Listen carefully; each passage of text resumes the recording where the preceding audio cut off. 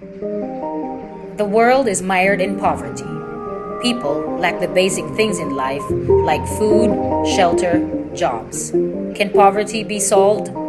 If only the rich people would share the resources with the poor, there would be enough for all. Sharing starts with the realization that the world's resources are not just for the good of some individuals or nations, but for all. Three basic principles: less for self, more for others, enough for all. Less for self. Less for self equals simple lifestyle. Having a simple lifestyle simply means having to do with less, and it is a way to release resources that can be used for the upliftment of the poor. We follow Jesus' example of denying ourselves and humbly regarding others as more important than ourselves. More for others. Having more for others happens when there is sharing of resources. If only those who have will share with those who have not, then there will be no one in need of anything. There are more than enough resources in the world. The elite few, the richest 20%, account for 51.8% of total family income, while the poorest 30% account for a measly 9.3%. People in the world are starving, and a measly 2% of the world grain harvest can eradicate worldwide hunger and malnutrition. The solution is simple: sharing. And the perfect model of sharing can be found in the book of Acts, where community members owned property and were willing to sell what they owned to provide for the needs of others. Everyone practiced stewardship, that everything belonged to God. All is owned by God.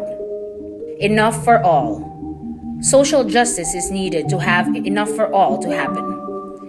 There are many unjust social structures that oppress people, especially the poor, such as unjust economic structures, unjust laws, corruption in government, consumerism, racism, slavery, communism, greed, and selfishness.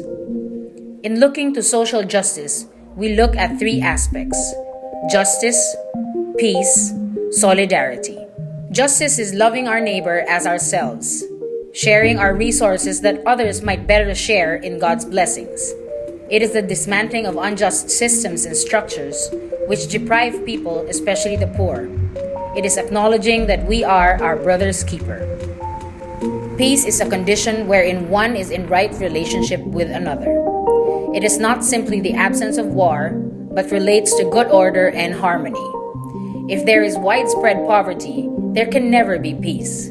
The proactive way to a peaceful society and the security of a nation lies in such things as overcoming hunger, provision of basic needs, and doing away with injustice. Solidarity is being family not by kinship or blood, but by belonging to the larger family of God. And those who belong to His family are those who do the will of the Father. Jesus extended solidarity to all of mankind. The first Christian community was a model of solidarity. Solidarity is letting other people feel that they are part of the family and that they are loved by God. Restoring social justice through solidarity, justice, and peace. Less for self, more for others, enough for all. Creating a tomorrow with no one in need.